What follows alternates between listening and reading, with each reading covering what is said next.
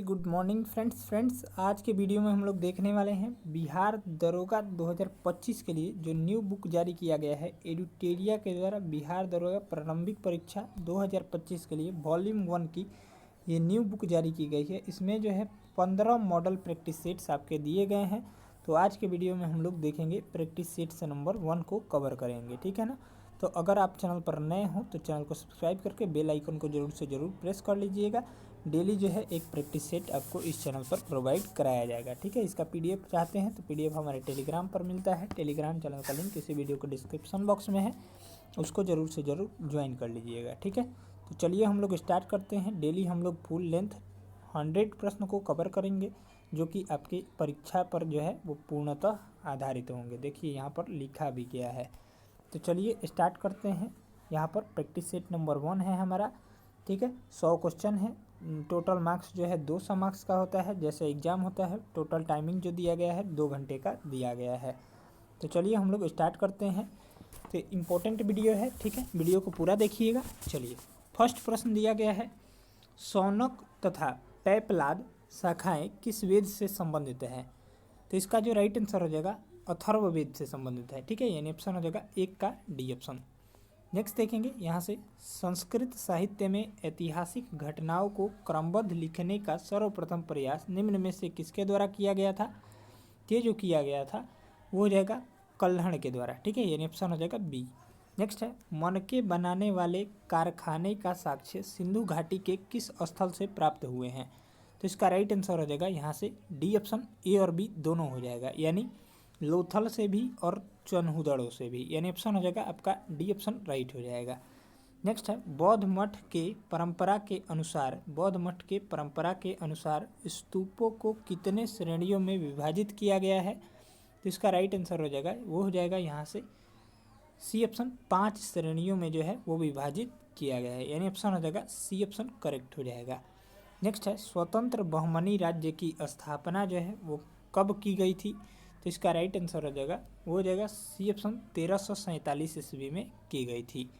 Next है, महाराणा प्रताप के हाथी का क्या नाम था। महाराणा प्रताप के अगर घोड़े का नाम पूछेगा तो चेतक हो जाएगा यहाँ पर, लेकिन पूछा नहीं गया है यहाँ पर, तो हाथी का नाम पूछा गया है। तो इसका राइट आंसर हो जाएगा आपका वो हो जाएगा राम प्रसाद, करेक्ट ऑप्शन हो जाएगा।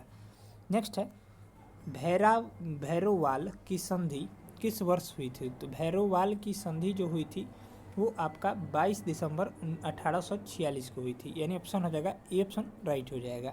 नेक्स्ट देखेंगे। चलिए नेक्स्ट है, यहाँ से दिया गया है 1911 में 8 नंबर प्रश्न है। 1911 के दिल्ली के दरबार की घोषणा में निम्न में से क्या शामिल था।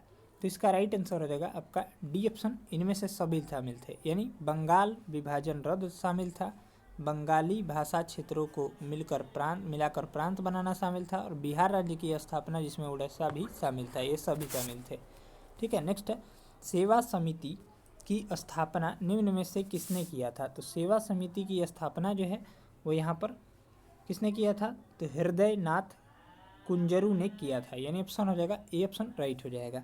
नेक्स्ट है, निम्नलिखित में से कौन सी जोड़ी जो है वो सुमेलित नहीं है, ठीक है। तो इसका जो राइट आंसर हो जाएगा आपका डी ऑप्शन। रोहेला का युद्ध जो कि 1772 में नहीं हुआ था, ये जो है बिल्कुल सुमेलित नहीं है। बाकी चौसा का युद्ध 1539 में हुआ था, कोलाचेल का युद्ध 1741 में हुआ था, खुर्दा का युद्ध 1795 में हुआ था। आपको बताना है कमेंट बॉक्स में रोहेला का युद्ध जो है वो कब हुआ था, ठीक है। चलिए ये ऑप्शन हो जाएगा आपका डी ऑप्शन राइट हो जाएगा। नेक्स्ट प्रश्न दिया गया है 11 नंबर सवाल, ऑपरेशन जीरो ओवर के तहत भारत छोड़ो आंदोलन के दौरान कस्तूरबा गांधी को कैद करके किस जेल में रखा गया था। तो इसका राइट आंसर हो जाएगा आगा खां महल में रखा गया था। नेक्स्ट है, कंध विद्रोह का संबंध भारत के किस राज्य से है।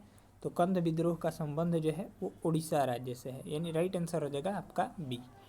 नेक्स्ट है, शांति निकेतन को किस वर्ष यूनेस्को की विश्व धरोहर सूची में शामिल किया गया था। तो इसका राइट आंसर हो जाएगा वो हो जाएगा 13 का ए ऑप्शन 2023 में, ठीक है। नेक्स्ट है, भारतीय शिल्प परिषद का मुख्यालय जो है वो कहाँ स्थित है। तो भारतीय शिल्प परिषद का मुख्यालय जो है वो यहाँ पर चेन्नई में स्थित है, यानी राइट आंसर हो जाएगा ए। नेक्स्ट है, रिंग गार्ड एवं बैकबोर्ड नामक शब्द किस खेल से जुड़े हुए हैं? तो इसका राइट आंसर हो जाएगा बास्केटबॉल से जुड़े हुए हैं, यानी ऑप्शन हो जाएगा ए ऑप्शन राइट हो जाएगा। नेक्स्ट है समेकित निर्देशित प्रक्षेपास्त्र विकास कार्यक्रम की नींव किस प्रधानमंत्री द्वारा रखी गई थी?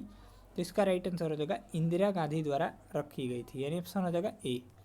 चलिए अगला देखेंगे, एंडोक्राइनोलॉजी शाखा के जनक निम्न में से कौन है? तो एंडोक्राइनोलॉजी शाखा के जनक जो हैं वो यहाँ पर थॉमस एडिसन है, यानी ऑप्शन हो जाएगा सी ऑप्शन राइट हो जाएगा। नेक्स्ट है, भारतीय अर्थव्यवस्था में विद्युत, गैस तथा जल आपूर्ति किस क्षेत्र के अंतर्गत आते हैं?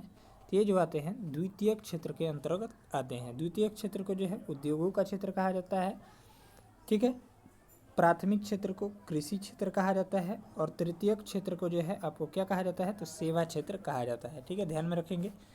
नेक्स्ट है 19 नंबर, वैज्ञानिक आधार पर राष्ट्रीय आय की गणना VKR राव द्वारा किस वर्ष किया गया था? तो इसका राइट आंसर हो जाएगा 1931 ईस्वी में किया गया था, ठीक है, यानी ऑप्शन हो जाएगा सी।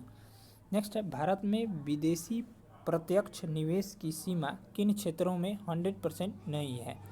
तो इसका राइट आंसर हो जाएगा आपका डी ऑप्शन, पेंशन के क्षेत्रों में, यानी ऑप्शन हो जाएगा डी।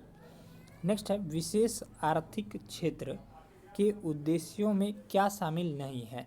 तो इसका राइट आंसर हो जाएगा 500 करोड़ से अधिक आय वाली कंपनियों को शामिल करना जो है वो यहाँ पर शामिल नहीं है, यानी ऑप्शन हो जाएगा डी ऑप्शन राइट हो जाएगा। चलिए नेक्स्ट प्रश्न देखेंगे। अगला प्रश्न दिया गया है, किस समिति के ने निर्धनता की पहचान हेतु कॉस्ट ऑफ लिविंग को आधार के रूप में स्वीकार किया था?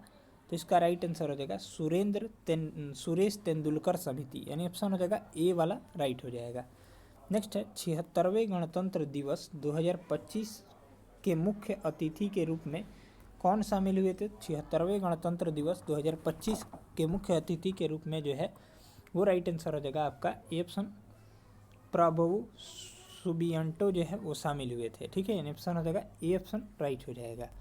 नेक्स्ट देखेंगे, 33वें ग्रीष्मकालीन ओलंपिक खेल 2024 में भारत को कुल कितने पदक प्राप्त हुए? तो ये जो है आपके 6 पदक प्राप्त हुए थे, यानी ऑप्शन हो जाएगा बी। नेक्स्ट है, केंद्रीय बजट 24-25 के अनुसार राजस्व घाटा कुल GDP का कितना प्रतिशत है? तो इसका राइट आंसर हो जाएगा डी ऑप्शन 1.8%, यानी ऑप्शन हो जाएगा डी। नेक्स्ट है, केंद्रीय बजट 2024-25 में मनरेगा हेतु कितनी बजट आवंटित किया गया है? तो इसका राइट आंसर हो जाएगा आपका 86 करोड़ की बजट जो है वो मनरेगा के अंतर्गत जो है वो आवंटित किया गया है। नेक्स्ट है, हाल ही में हुए विधानसभा चुनाव के बाद मोहन चरण मांझी किस राज्य के मुख्यमंत्री नियुक्त हुए हैं? तो इसका राइट आंसर हो जाएगा उड़ीसा राज्य के मुख्यमंत्री जो है वो मोहन चरण मांझी जो है नियुक्त हुए हैं। नेक्स्ट है, 24वें SCO शिखर सम्मेलन का आयोजन कहाँ किया गया है? तो 24वें शिखर सम्मेलन का आयोजन जो है वो यहाँ पर राइट आंसर हो जाएगा कजाकिस्तान में किया गया था, यानी ऑप्शन हो जाएगा सी। नेक्स्ट है, निम्न में से रुद्रम फर्स्ट क्या है? तो रुद्रम फर्स्ट जो हो जाएगा आपका वो हो जाएगा मिसाइल है, ठीक है, यानी ऑप्शन हो जाएगा सी। नेक्स्ट देखेंगे, विश्व प्रेस स्वतंत्रता सूचकांक 2024 में भारत का स्थान जो है वो यहाँ पर 159वां है, ठीक है, यानी ऑप्शन हो जाएगा बी। नेक्स्ट है, 2024 में कुल कितने व्यक्तियों को भारत रत्न दिया गया था? तो 2024 में जो है वो यहाँ पर 5 व्यक्तियों को भारत रत्न दिया गया था। नेक्स्ट है, वर्ष 2025 में कितने व्यक्तियों को पद्म पुरस्कार दिए जाने की घोषणा केंद्र सरकार द्वारा की गई है?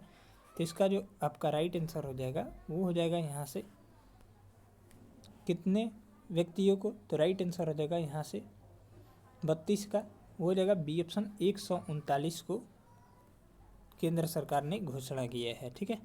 चलिए नेक्स्ट है, भारत सरकार द्वारा किस तिथि को संविधान हत्या दिवस के रूप में मनाया जाता है? तो इसका राइट आंसर हो जाएगा 33 का, हो जाएगा बी ऑप्शन 25 जून को संविधान हत्या दिवस मनाए जाने की घोषणा की गई है। चलिए अगला प्रश्न हम लोग देखते हैं, यहाँ से नेक्स्ट प्रश्न है, होपेक्स सैन्य अभ्यास किन 2 देशों के मध्य आयोजित किया गया है? तो होपेक्स सैन्य अभ्यास जो है भारत और मिस्र के बीच आयोजित किया गया है, यानी ऑप्शन हो जाएगा सी। नेक्स्ट है, 34वां व्यास सम्मान 2024 किसे प्रदान किया गया है? तो 34वां व्यास सम्मान जो है सूर्यबाला को प्रदान किया गया है, यानी ऑप्शन हो जाएगा बी। नेक्स्ट है B part of the plane, B part of the plan theme कौन सा दिवस के साथ कौन सा दिवस हाल ही में मनाया गया? तो इसका राइट आंसर हो जाएगा आपका डी ऑप्शन, विश्व जैव विविधता दिवस मनाया गया था। नेक्स्ट है हाल ही में किस राज्य में अंबाजी व्हाइट मार्बल को जीआई टैग दिया गया है? तो इसका राइट आंसर हो जाएगा गुजरात राज्य में, ठीक है, यानी ऑप्शन हो जाएगा ए। चलिए नेक्स्ट है 18वीं वन स्थिति रिपोर्ट 2023 के अनुसार वन रिपोर्ट 2021 की तुलना में 2023 में वन और वृक्ष आवरण में कितने प्रतिशत की कमी की वृद्धि दर्ज हुई है?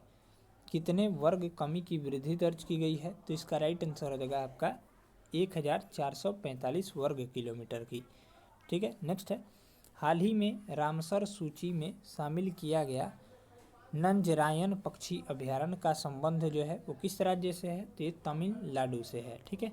नेक्स्ट है भारत सरकार ने कब तक चंद्रयान 4 को यानी चंद्रयान 4 को प्रक्षेपित करने का लक्ष्य रखा है? तो इसका राइट आंसर हो जाएगा आपका वो हो जाएगा यहाँ से 40 का सी ऑप्शन 2028 तक। नेक्स्ट है 96वां ऑस्कर अवार्ड 2024 में किस फिल्म को सर्वश्रेष्ठ फिल्म का अवार्ड दिया गया? इसका राइट आंसर हो जाएगा ओपनहाइमर को दिया गया, ठीक है, ये ऑप्शन हो जाएगा ए। नेक्स्ट है किस राज्य द्वारा विधवा पुनर्विवाह प्रोत्साहन योजना की शुरुआत की गई? तो इसका राइट आंसर हो जाएगा झारखंड राज्य द्वारा। नेक्स्ट है सार्थक खंड वाले शब्द निम्न में से क्या कहलाते हैं? तो ये जो कहलाते हैं यौगिक शब्द कहलाते हैं। नेक्स्ट है इत्यादि शब्द का सही संधि विच्छेद है? तो इति प्लस आदि हो जाएगा, इति प्लस आदि आपका राइट आंसर हो जाएगा। ऑप्शन देख लीजिए, ऑप्शन हो जाएगा आपका बी। चलिए नेक्स्ट है पाप पुण्य में कौन सा समास है? तो जब भी ऐसा आपको चिन्ह दिखे तो द्वंद्व समास बेझिझक लगाइएगा, यानी ऑप्शन हो जाएगा ए, ठीक है। जैसे दाल रोटी हो गया, दाल रोटी, माता पिता, इन सभी में दाल रोटी, ये सभी में जो है द्वंद्व समास है। चलिए नेक्स्ट देखेंगे यहाँ पर 46 नंबर प्रश्न है हथेली पर सरसों नहीं जमती मुहावरे का सही अर्थ जो हो जाएगा आपका सी ऑप्शन काम के लिए समय चाहिए, यानी ऑप्शन हो जाएगा सी। नेक्स्ट है निम्न में से कौन सा वाक्य जो है वो शुद्ध है? यहाँ पर शुद्ध वाक्य जो हो जाएगा आपके एक एक वाक्य तुले हुए हैं, ठीक है, ये जो है वो शुद्ध है। नेक्स्ट है फिल इन द ब्लैंक्स करना है। Are you really desirous visiting Japan? तो इसका राइट आंसर हो जाएगा A option of Japan. Next है choose the correct English translation that the given sentence in Hindi. तो भूगोल सीखना कठिन है, तो इसका जो है इंग्लिश ट्रांसलेशन आपको करना है। तो इसका राइट आंसर हो जाएगा देखेंगे तो B option geography is difficult to learn. चलिए नेक्स्ट देखेंगे choose the opposite word of the given word, उल्टा चूज करना है। गॉर्जियस का क्या हो जाएगा? तो इसका राइट आंसर हो जाएगा आपका 50 का वो हो जाएगा ए ऑप्शन प्लेन हो जाएगा। नेक्स्ट है निम्नलिखित में से किस अधिनियम को act of good government of India भी कहा जाता है? तो इसका करेक्ट जवाब हो जाएगा ए ऑप्शन भारत सरकार अधिनियम 1858 को act of good government of India के नाम से भी जाना जाता है। नेक्स्ट है संविधान सभा के प्रमुख समितियों में अल्पसंख्यक उप समिति के अध्यक्ष कौन थे? तो इसका जो राइट आंसर हो जाएगा 52 नंबर प्रश्न का वो हो जाएगा यहाँ से बी ऑप्शन एससी मुखर्जी थे।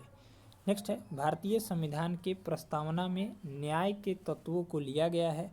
तो इसका राइट आंसर हो जाएगा रूसी क्रांति से लिया गया है, ठीक है। नेक्स्ट है संविधान के किस अनुच्छेद में यह उल्लेख किया गया है कि किसी अपराध के लिए अभियुक्त किसी व्यक्ति को स्वयं अपने विरुद्ध साक्षी होने के लिए बाध्य नहीं किया जाएगा? ये जो है आपका अनुच्छेद 20(3) में है, ठीक है, यानी ऑप्शन हो जाएगा बी। चलिए नेक्स्ट देखते हैं। चलिए यहाँ से अगला प्रश्न है भारत में न्यायपालिका का कार्यपालिका से पृथक्करण का उल्लेख वर्णित है? तो ये जो वर्णित है आपका बी ऑप्शन राज्य के नीति निर्देशक तत्वों में वर्णित है। नेक्स्ट है भारत की संसद के संबंध में निम्नलिखित में कौन सा कथन जो है वो सही नहीं है? ठीक है, नहीं है पूछ रहा है, तो इसका जो करेक्ट ऑप्शन हो जाएगा वो हो जाएगा डी ऑप्शन मंत्रिमंडल की सदस्यता निम्न सदन तक सीमित है। ये जो है बिल्कुल गलत है, बाकी तीनों जो है वो कथन सही दिए गए हैं। चलिए नेक्स्ट है भारतीय संसद का सचिवालय के संबंध में कौन सा कथन सत्य है? तो इसका राइट आंसर हो जाएगा सरकार से स्वतंत्र है। ठीक है, यानी ऑप्शन हो जाएगा ए। नेक्स्ट है सूची 1 और सूची 2 दिया गया है, यहाँ पर हम लोग को सुमेलित करना है। तो 58 नंबर प्रश्न का जो यहाँ पर देखेंगे हम लोग जब सुमेलित करके, ठीक, छोटा कर देते हैं। चलिए, तो यहाँ पर हो जाएगा लोक लेखा समिति का जो हो जाएगा वो वित्तीय समिति हो जाएगा। लोक लेखा समिति वित्तीय समिति है। विभागीय समिति का हो जाएगा यहाँ पर स्टैंडिंग समिति, ठीक है। और यहाँ पर याचिका समिति का हो जाएगा कार्यकारी समिति। और स्टॉक मार्केट स्कैम संयुक्त समिति का हो जाएगा तदर्थ समिति। यानी राइट आंसर हो जाएगा आपका, देखेंगे यहाँ से तो डी वाला करेक्ट हो जाएगा, 1 4 2 3। नेक्स्ट है 71वां संविधान संशोधन अधिनियम 1992 द्वारा निम्नलिखित भाषाओं में से किस भाषा को संविधान की 8वीं अनुसूची में नहीं जोड़ा गया? तो इसका जो राइट आंसर हो जाएगा आपका 59 का ए ऑप्शन, कश्मीरी भाषा को। चलिए नेक्स्ट है निम्नलिखित में से कौन केंद्र और राज्यों में राजस्व बंटवारे के लिए मापदंडों की अनुशंसा करता है? तो यहाँ पर राइट आंसर हो जाएगा वित्त आयोग। नेक्स्ट देखेंगे भूवैज्ञानिक समय के सबसे बड़े खंड को क्या कहा जाता है? तो इसको कहा जाता है ईओइन कहा जाता है। ठीक है, ये ऑप्शन हो जाएगा ए। नेक्स्ट है 62 नंबर, निम्नलिखित में कौन सा ग्रह चट्टानों से बने हुए नहीं है? नहीं है पूछ रहा है, तो ए ऑप्शन शनि हो जाएगा। चलिए नेक्स्ट प्रश्न देखते हैं हम लोग यहाँ से अगला सवाल। अगला प्रश्न है 63 नंबर, एशिया में विश्व का सर्वाधिक जनसंख्या घनत्व वाला देश कौन सा है? तो इसका राइट आंसर हो जाएगा 63 का यहाँ पर सी ऑप्शन, बांग्लादेश है। नेक्स्ट है बादलों की दिशा एवं गति मापने वाला यंत्र है। तो बादलों की दिशा एवं गति मापने वाला यंत्र जो है नेफोस्कोप है। ठीक है, चलिए नेक्स्ट देखेंगे निम्नलिखित में कौन सा कथन सत्य नहीं है? तो इनमें से कथन डी जो है वो सत्य नहीं है, यानी इनमें से कोई नहीं, सभी कथन सत्य हैं। यूरोप एकमात्र महाद्वीप है जिसमें कोई मरुस्थल नहीं है, सत्य है। विश्व का सबसे पुराना शुष्कतम मरुस्थल अटकामा मरुस्थल, ये भी सत्य है। विश्व का सबसे बड़ा उष्ण मरुस्थल सहारा मरुस्थल है। ये तीनों सही है, बाकी चौथा जो है वो गलत है, यानी इनमें से कोई नहीं, राइट आंसर हो जाएगा। नेक्स्ट है निम्नलिखित में कौन सा दर्रा जम्मू कश्मीर में नहीं है? तो इसका करेक्ट जवाब हो जाएगा आपका अघिल दर्रा। ठीक है, बाकी काराकोरम दर्रा जम्मू कश्मीर में है, पीर पंजान दर्रा जम्मू कश्मीर में है, और बनिहाल दर्रा भी जम्मू कश्मीर में है।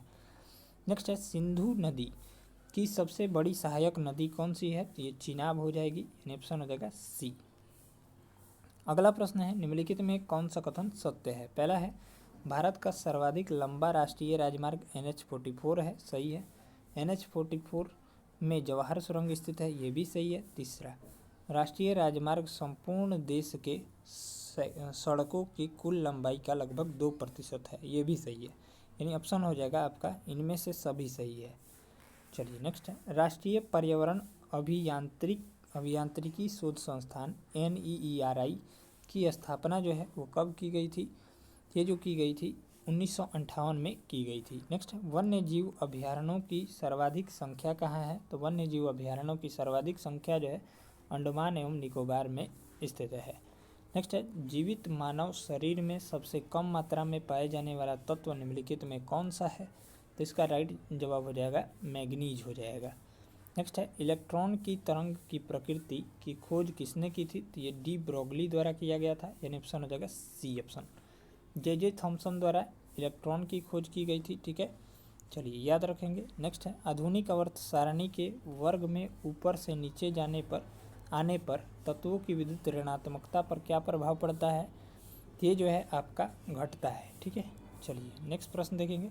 74 नंबर प्रश्न है निलंबन में परिक्षेपित कणों का आकार कितना होता है? तो ये जो होता है आपका ए ऑप्शन 10⁻³ से 10⁻⁴ सेंटीमीटर है। नहीं दिख रहा होगा तो ऐसे 10⁻³ से 10⁻⁴ सेंटीमीटर है। ठीक है, चलिए नेक्स्ट है लिमोनाइट निम्नलिखित में से किस धातु का अयस्क है? तो ये लोहा का हो जाएगा, Fe का। ठीक है, चलिए नेक्स्ट देखेंगे निम्नलिखित में से किसे रोमन बिट्रोल भी कहा जाता है? तो इसका राइट आंसर हो जाएगा वो हो जाएगा 76 का डी ऑप्शन, लाल थोथा को। 76 का जो है वो डी ऑप्शन हो जाएगा, हरा कशिश को कहा जाता है, यानी ऑप्शन हो जाएगा डी। ठीक है, गलती से बी टिक कर दिए थे। नेक्स्ट है, निम्नलिखित में से किसे नोबल का तेल भी कहा जाता है? तो नोबल का तेल जो है ट्राई नाइट्रोग्लिसरीन को कहा जाता है। नेक्स्ट है, निम्नलिखित में से सबसे प्रबल उपचायक ऑक्सीडाइजिंग कौन सा तत्व है? तो इसका राइट जवाब हो जाएगा फ्लोरीन है। ठीक है, फ्लोरीन F2। चलिए अगला देखेंगे, जीव द्रव सिद्धांत के प्रवर्तक निम्नलिखित में से किसे माना जाता है? तो इसका करेक्ट जवाब हो जाएगा 79 का हो जाएगा हर्ट विंग को माना जाता है। नेक्स्ट है, निम्नलिखित में कौन सा कथन जो है वो सत्य है? 80 का करेक्ट ऑप्शन हो जाएगा ए ऑप्शन यू, प्रोकैरियोटिक कोशिका में केंद्रिका अनुपस्थित होती है, ये जो है सत्य है। चलिए नेक्स्ट है, निम्नलिखित में से किसे कोशिका के अणुओं का यातायात प्रबंधक कहा जाता है? तो इसका राइट आंसर हो जाएगा गोल्जी कॉय को कहा जाता है। नेक्स्ट है, जीन की अनुवांशिक विचारधारा के अनुसार जीन के कार्यों की इकाई को क्या कहा जाता है? ये जो कहा जाता है सिस्ट्रॉन कहा जाता है। नेक्स्ट देखेंगे, जीव द्रव में कार्बनिक तथा अकार्बनिक यौगिकों का अनुपात क्या होता है? इसको कहते हैं 19:81 होता है। नेक्स्ट है, नींबू में लिटिल लीफ नामक रोग किस तत्व की कमी से होती है? तो नींबू में लिटिल लीफ नामक रोग जो है वो यहाँ पर तांबा की कमी से होती है। नेक्स्ट देखेंगे, निम्नलिखित में किस संघ के सभी जंतु खारे जल में पाए जाते हैं? तो इसका राइट आंसर हो जाएगा संघ पेरिफेरा के पाए जाते हैं। चलिए यहाँ से अगला देखेंगे 86 नंबर, मेढक निम्नलिखित में से किस वर्ग के प्राणी है? तो इसका जवाब हो जाएगा एम्फीबिया वर्ग का प्राणी है। नेक्स्ट है, निम्नलिखित में से किस पादप हार्मोन के छिड़काव से बृहत आकार के फलों तथा फूलों का उत्पादन होता है? तो इसका राइट आंसर हो जाएगा डी ऑप्शन जिब्रेलिन हार्मोन के छिड़काव से। नेक्स्ट है, पौधों में प्रकाश संश्लेषण के संबंध में निम्नलिखित में से कौन सा कथन जो है वो सत्य है? इसका राइट जवाब हो जाएगा डी ऑप्शन इनमें से सभी सत्य हैं। पहला है, प्रकाश संश्लेषण के लिए कार्बन डाइऑक्साइड, पानी, क्लोरोफिल तथा सूर्य प्रकाश आवश्यक है, बिल्कुल सत्य है। प्रकाश संश्लेषण की दर लाल रंग के प्रकाश में सबसे अधिक एवं बैंगनी रंग के प्रकाश में सबसे कम होती है, सही है। प्रकाश संश्लेषण की क्रिया के दौरान जल का उपचयन ऑक्सीजन के बनने तथा कार्बन डाइऑक्साइड का अपचयन ग्लूकोज के निर्माण से होता है, ये भी सही है, यानी ऑप्शन हो जाएगा डी। नेक्स्ट है, निम्नलिखित में से कौन सा कथन जो है वो सत्य है? सत्य पूछ रहा है, तो इसका राइट जवाब हो जाएगा 89 का डी ऑप्शन, केवल जो है 1 तथा 2 सत्य हैं, यानी दाब एक अदिश राशि है, सही है। और कार्य का विमीय सूत्र ml²T-2 होता है। ठीक है, ये जो है बिल्कुल गलत है। चलिए ये भी गलत है, इसका जो राइट आंसर हो जाएगा डी ऑप्शन 1 और 2। नेक्स्ट है, घर्षण बल के अधीन किया गया कार्य जो होता है वो कैसा होता है? यहाँ पर ऋणात्मक होता है। नेक्स्ट है, भू अस्थायी उपग्रह के संबंध में कौन सा कथन सत्य नहीं है पूछ रहा है? तो इसका जो राइट आंसर हो जाएगा यहाँ से जब हम लोग देखेंगे तो सी ऑप्शन, इसका कक्षीय वेग 8 किलोमीटर प्रति सेकंड होता है, ये जो है गलत है। बाकी यह पश्चिम से पूर्व की ओर पृथ्वी के परिक्रमा करता है, सही है। इसका परिक्रमण काल पृथ्वी के परिक्रमण काल के बराबर होता है, यानी 24 घंटे का होता है। और यहाँ पर यह उपग्रह पृथ्वी के तल से लगभग 36,000 किलोमीटर की ऊंचाई पर स्थित रहता है। ठीक है, नेक्स्ट है, यानी ऑप्शन हो जाएगा सी। नेक्स्ट है 92 नंबर, निम्नलिखित में से कौन सा कथन सत्य है? तो 92 का जो राइट आंसर हो जाएगा ए ऑप्शन राइट हो जाएगा। ठीक है, केवल 1 और 2 सत्य हैं। ठीक है, यहाँ पर देखेंगे तो 1 और 2 सत्य है, यानी एक विद्युत धारा दूसरी विद्युत धारा पर लगाती है। इसकी खोज अलेसांद्रो वोल्टा ने किया था। जब समानांतर चालकों में एक ही दिशा में विद्युत धारा प्रवाहित होती है तो दोनों के बीच आकर्षण होता है, ये भी सही है, ये गलत है, यानी ऑप्शन हो जाएगा ए। चलिए नेक्स्ट प्रश्न देखते हैं हम लोग। अगला प्रश्न है यहाँ से, सरल सूक्ष्मदर्शी की आवर्धन क्षमता जो होती है वो क्या होती है? तो ये हो जाएगा यहाँ से, सरल सूक्ष्मदर्शी की आवर्धन क्षमता m बराबर 1 + d/f होती है।